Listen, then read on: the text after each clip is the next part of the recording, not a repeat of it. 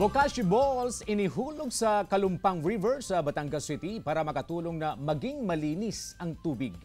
Tunghayan sa reports.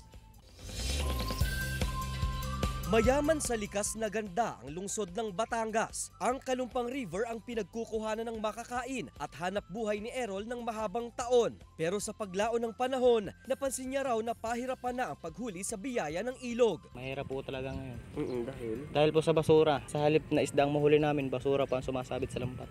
Ayon sa Batangas City Environment and Natural Resources Office o CTENRO, nasa Class D ang ilog Kalumpang at gusto nilang maiangat sa Classification B ang ilog. Ayon sa opisina at sa DENR, hindi pa malala ang polusyon sa ilog. Yung Class B is recreational water.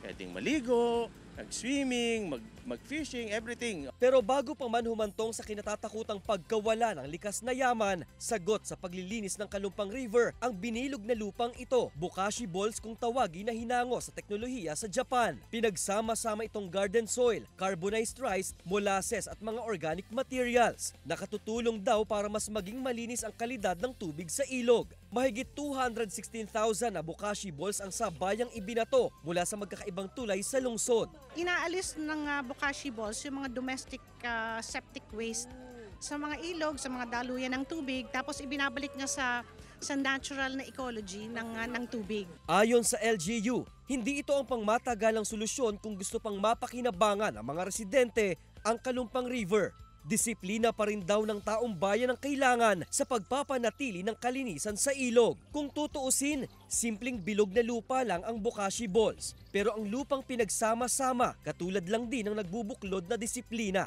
Anumang maliit na hakbang ay may malawak na patutunguhan. Paul Hernandez para sa Mornings with GMA Regional TV.